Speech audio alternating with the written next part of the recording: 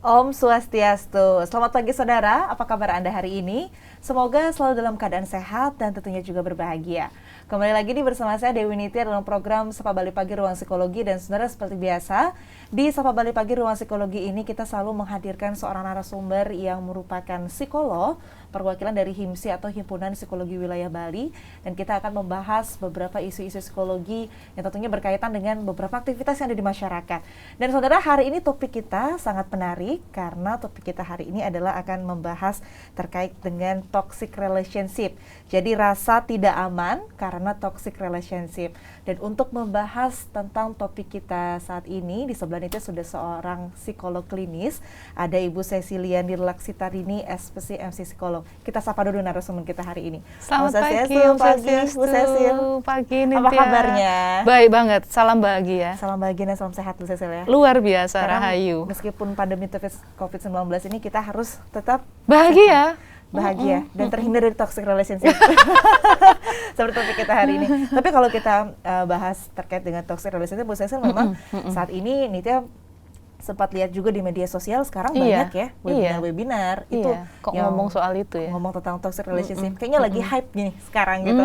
Jadi pas waktunya kalau kita bahas soal ini hari ini ya Bu Cecil ya. Oke. Toxic relationship gitu. Toxic artinya racun gitu ya Bu Cecil kalau bahasa sainsnya. Tapi sebelum kita bahas ada yang namanya toxic relationship, berarti kan artinya sebenarnya ada yang tidak toxic gitu ya Bu Cecil. Sebenarnya ada nggak sih Bu Cecil kalau dari psikolog sendiri, apakah ada sebenarnya hubungan yang ideal gitu Bu Cecil? Sebenarnya ada hubungan yang paling pas tuh seperti ini. Kalau di sekolah apakah ada Bu Cecil? Jadi gini, kenapa orang berrelasi gitu ya? Kita harus batasi dulu relasi di mana ini ya.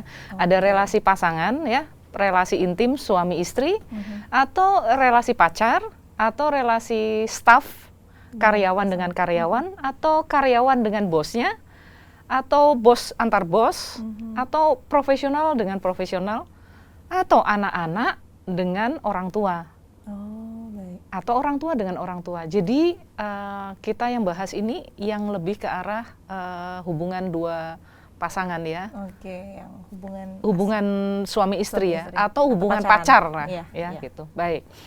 Jadi sebetulnya soal ideal itu kan nggak ada rumusannya gitu ya. Tetapi orang memiliki pasangan itu tujuannya adalah bahagia pasti. Kalau tujuannya sengsara ada nggak ya? Nggak ada kan ya? Ada, Terus tujuannya tulus ada nggak? Ada. Iya. Tujuannya damai. Tujuannya always feeling good gitu ya. Dan melakukan apa-apa dengan bahagia gitu ya.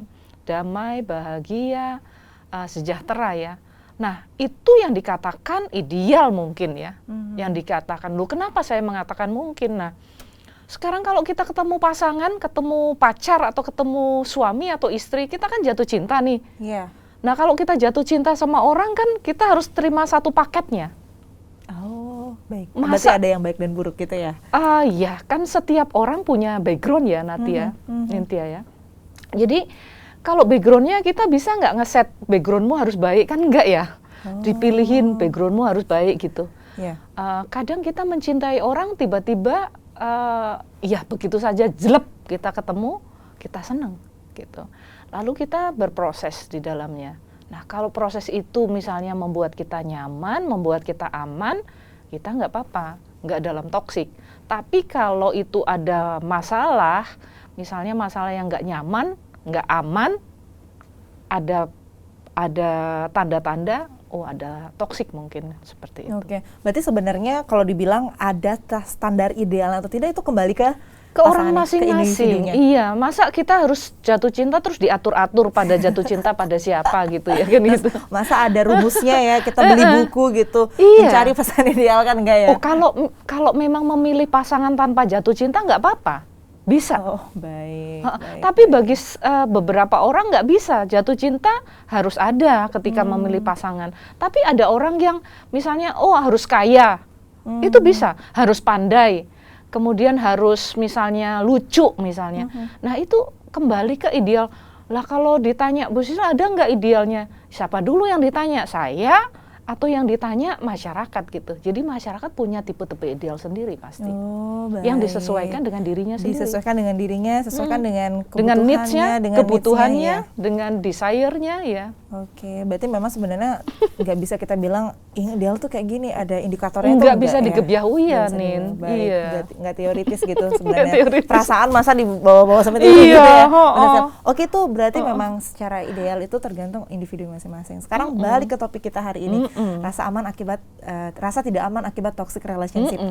Toxic relationship itu sebenarnya seperti apa sih, Bu? Toxic itu kan racun ya.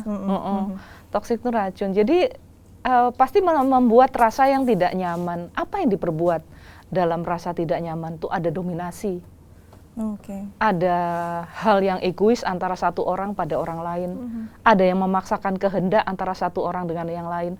Seseorang pihak yang ada tidak bisa menjadi dirinya sendiri. Gitu ya, didominasi, dikontrol hubungannya. Jadi apakah enak misalnya kalau kita misalnya terlalu dikontrol dengan rasa posesif yang keterlaluan gitu ya. Jadi, nah ini ya dikatakan toxic. Oke, itu yang dikatakan toxic relationship. Jadi kita mau tahu nih sebenarnya, saudara, apakah Bu Cecil, masyarakat itu sebenarnya tahu nggak sih, paham nggak sih dengan toxic relationship? Kira-kira seperti apa pandangan masyarakat kaula muda lah, terutama ya Bu Cecil. Kita akan lihat tayangan berikut ini, Bu Cecil, tentang pendapat masyarakat soal toxic relationship berikut ini.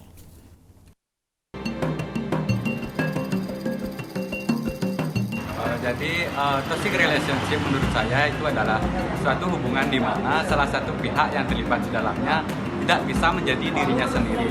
Dia terpaksa mengikuti kemauan teman dari hubungan tersebut. Adalah hubungan yang lebih banyak merugikannya dibandingkan menguntungkannya. Hubungan yang lebih banyak sedihnya dibandingkan bahagianya. Hubungan di mana kalian mempertanyakan hubungan kalian sendiri.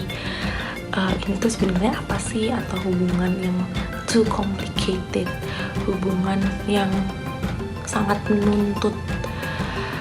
Itu bisa menjadi tanda-tanda kok, tanda-tanda toxic relationship sebelum kalian mulai abusive kah, atau merugikan secara materi, physically atau mentally. Toxic relationship itu menurut aku hubungan yang nggak sehat. Contohnya misalnya dalam pacaran, si cowok suka mukulin si cewek, tapi pas dipukul si ceweknya tuh malah mikir yang kayak, enggak, pacarku lagi emosi doang, enggak, nanti dia juga pasti bakal berubah. Nah, di pikiran ini tuh si cewek emang udah lagi toksik, dapat pengaruh buruk yang dimana sebenarnya dia tuh nggak bisa mengubah karakter orang, tapi dia mikir bakal si cowoknya tuh bakal berubah jadi lebih baik lagi, padahal nggak bisa, belum tentu. Emang gak selamanya hubungan akan mudah dan indah, tapi ketika hubungan kalian kadarnya lebih banyak susahnya dibandingkan mudahnya, lebih banyak sedihnya dibandingkan bahagianya, mungkin kalian perlu mengkaji ulang hubungan kalian lagi. Either pasangannya yang tidak tepat atau cara menjalaninya yang tidak tepat. Oke, berarti itu ya, Bu Cecil, beberapa pandangan masyarakat terkait dengan toxic relationship. Gimana menurut Bu Cecil? Benar nggak yang dikatakan mereka? Iya, luar biasa adik-adik kita ini, anak-anak muda, saya acungin jempol. Iya, jadi benar kalau ada dominasi gitu ya, tidak ada dukungan, ada hal yang merugikan antara satu orang dengan orang lainnya, ada pihak yang dikalahkan oleh pihak tertentu, ada kompetisi gitu ya. Ada penekanan satu pihak terhadap pihak yang lainnya. Nah, inilah memang dinamakan ciri-ciri dari definisi dari toxic relationship itu. Berarti ternyata kalau kita bisa simpulkan, masyarakat sudah paham ya sebenarnya. Sangat paham, karena kayaknya bahasa toxic relationship ini bahasa sangat sosmed banget gitu ya. Jadi semua orang tahu kayaknya gitu ya. Iya. Semua orang tahu, tapi semua orang mungkin tidak tahu kalau ternyata dia ada dalam hubungan yang seperti itu. Mungkin Bu Cecil, kita akan bahas di segmen selanjutnya ya Bu Cecil. Iya, bisa nggak sadar untuk gitu ya. sadar nggak sadarnya nih beberapa masyarakat, apakah dia ada di toxic relationship atau tidak. Tapi sebelum ke sana Bu Cecil, kalau dari psikolog sendiri sebenarnya sangat berbahaya nggak Bu Cecil ini toxic relationship ini untuk psikologis begitu Bu Cecil? Unsur keberbahayaannya ini kan tergantung levelnya gitu ya. Kalau levelnya misalnya abusive kata-kata ya, itu abusive kata-kata kan mengarah ke mental gitu. Kalau tingkatannya itu sudah sangat menuju pada harga diri, ya merendahkan harga diri, itu kan sangat esensial, sangat prinsipil seharusnya. Jadi itu akan sangat menyakitkan sebetulnya. Nah, kita harus lihat, mungkin misalnya guyon, dianggap itu toksik, enggak juga, tapi mungkin saja orang ini guyonnya vulgar dan sebagainya gitu ya. Tapi kalau memang misalnya sampai yang paling parah lagi abusive misalnya. Jadi kalau misalnya dia tidak bisa membuat dominasi yang seperti itu, tidak bisa keinginannya terpenuhi, mungkin dia bisa membuka aib pasangannya. Saya akan buka aib loh. Kalau dulu kamu misalnya pernah jadi pelacur online, kalau kamu nggak ngomong, jadi kalau kamu nggak mau menuruti keinginanku, saya buka loh aibmu dan sebagainya. Nah ini udah tingkat keberbahayaannya tinggi. Sudah mulai pengancaman gitu ya, pengancaman hak manusia, udah melanggar hak manusia sendiri. Kemudian mengatakan kalau kamu ya hati-hati, kalau kamu misalnya pergi ke sana, kamu sama anak laki-laki, saya ketemu, saya bunuh kamu. Atau misalnya kalau kamu memutuskan hubungan saya akan bunuh diri misalnya seperti itu. Oke, berarti memang ada tingkatannya. Tentunya ada beberapa karakteristik individu mungkin yang rentan dengan toxic relationship ya Bu Cecil. Tapi kita akan bahas setelah segmen yang berikut ini. Dan saudara, setelah ini kita masih akan membahas terkait dengan topik kita hari ini ya. Rasa tidak aman karena toxic relationship. Tapi setelah yang satu ini, untuk itu jangan kemana-mana, tetap di Sapa Bali Pagi Ruang Psikologi.